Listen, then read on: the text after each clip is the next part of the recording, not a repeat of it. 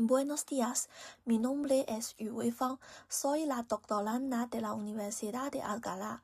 Mi tema es lo fantástico como mecanismo narrativo, una relectura de la Salamandra de Mercè Rodoreda. Mercè Rodoreda es una autora clave de la literatura catalana del siglo XX. Su obra ha sido estudiada de forma recurrente en relación con la Guerra Civil Española, el exilio y el sufrimiento de las mujeres. Sin embargo, en sus cuentos también destacan textos no miméticos, en los que Rodoreda recurre a elementos fantásticos para explorar los límites de lo que puede ser narrado. En el cuento La Salamandra, una mujer enamorada de un hombre casado es acusada de brujería. El pueblo la condena y la quema en una hoguera, pero la historia no termina con su muerte. La mujer se convierte en una salamandra y sobrevive. Conserva sus sentidos y sus emociones, pero ha perdido el lenguaje. Así, el relato obliga al lector a enfrentarse a una forma de violencia que el realismo no es capaz de explicar ni de cerrar. La protagonista se sitúa en un estado liminal. Ya no es plenamente humana, pero tampoco un animal común. A través de este procedimiento fantástico, Rodoreda prolonga el sufrimiento de la mujer más allá de la muerte física y plantea un problema central de representación. Cuando abordamos la salamandra desde una perspectiva realista, surge de inmediato un problema fundamental. El relato presenta una violencia extrema, la acusación, el castigo y finalmente la muerte de la protagonista, pero no ofrece los mecanismos narrativos habituales que permitirían explicarla o integrarla en un marco de sentido estable. En primer lugar, no existe una explicación causal clara del acontecimiento. ¿Qué ha hecho realmente la protagonista para ser acusada de brujería? El texto no proporciona una falta concreta que justifique la condena. En segundo lugar, tampoco hay una legitimación moral de la violencia. Resulta significativo que sea ella y no el hombre implicado en la relación amorosa quien es castigada con la muerte. Por último, el relato no ofrece ningún tipo de compensación simbólica desde una lógica realista. La metamorfosis no repara la violencia sufrida, no restituye el orden social, ni otorga un sentido moral a la muerte de la protagonista.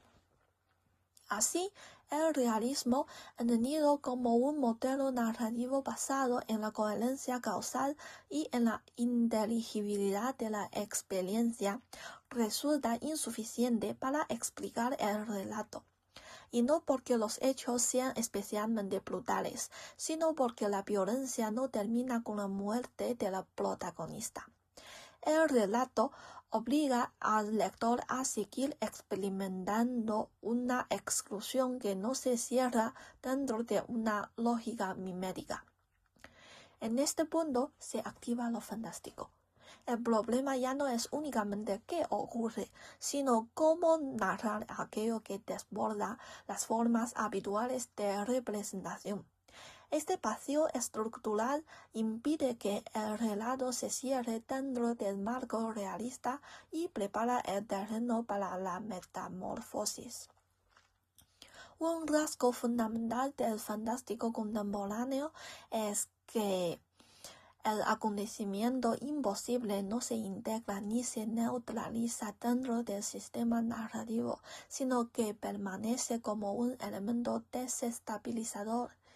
En la metamorfosis de Kafka, por ejemplo, la ausencia de sorpresa por parte de los otros personajes no elimina el efecto fantástico, sino que lo desplaza hacia una percepción inquietante de normalidad. En la salamandra, por el contrario, la reacción de la comunidad ante la metamorfosis es de asombro y horror, lo que pone de manifiesto el carácter profundamente desestabilizador del acontecimiento para el orden cognitivo y social. Desde una lectura centrada en el funcionamiento interno del texto, la metamorfosis no surge como un prodigio arbitrario ni como una causa fantástica tradicional. No es consecuencia de una pócima, de un hechizo ni de una intervención sobrenatural explícita. Tampoco debe entenderse como una metáfora directa de la biografía de la autora. Dicho de otra forma, en un relato mimético, si una mujer muere quemada, la narración no puede seguir mostrando lo que siente después de su muerte. Desde una lógica realista, una persona muerta ya no percibe, ya no sufre y ya no experimenta miedo.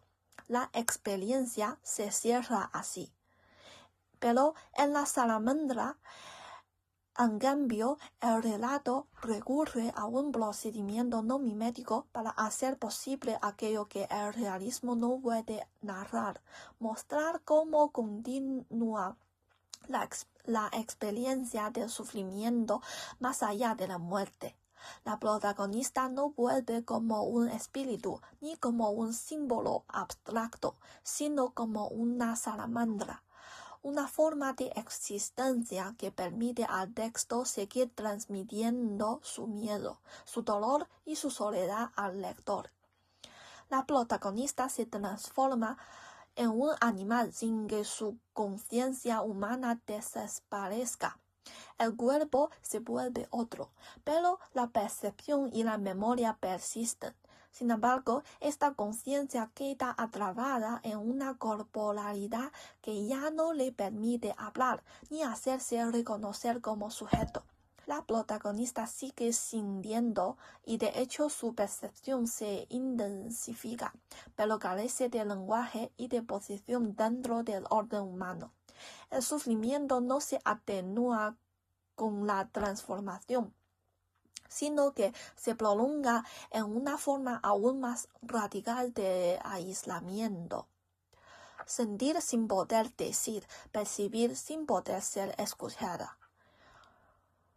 Resulta especialmente significativo que, cuando todavía era humana y su relación amorosa fue descubierta, la protagonista no buscara al hombre implicado. En cambio, tras la metamorfosis, es precisamente ella, ya convertida en una salamandra, quien se arrastra hasta la casa del hombre y se esconde bajo su cama.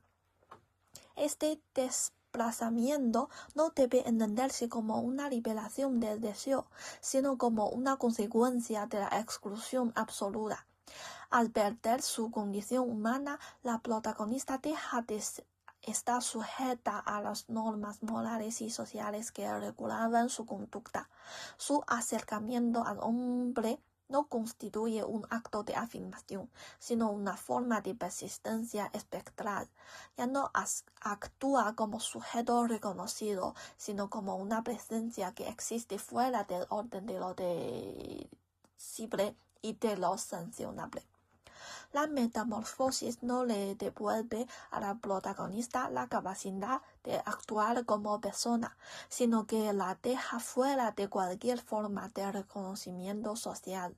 Sin embargo, el relato mantiene su modo humano de sentir, lo que obliga al lector a enfrentarse a una experiencia que no encaja en las categorías habituales con las que entendemos la realidad y la subjetividad. Tras ser descubierta por la esposa del hombre y violentamente golpeada, la protagonista huye. Como salamandra, su reacción corporal responde a una lógica animal de supervivencia: escapar, esconderse, resistir. Sin embargo, el relato insiste en describir su estado emocional en términos inequívocamente humanos. Está medio ciega y desesperada. El cuerpo actúa como el de un animal, pero la experiencia del miedo, del dolor y la pérdida sigue organizada desde una sensibilidad humana. A partir de este momento, la violencia se multiplica. La salamandra es atacada sucesivamente por niños y mujeres. Pierde una de sus patas y cuando logra llegar al lago buscando refugio, incluso el agua se convierte en un espacio hostil. 3 pequeños águilas le arrancan la mano ya mutilada. No existe un lugar de pertenencia posible. El mundo humano la rechaza como monstruo.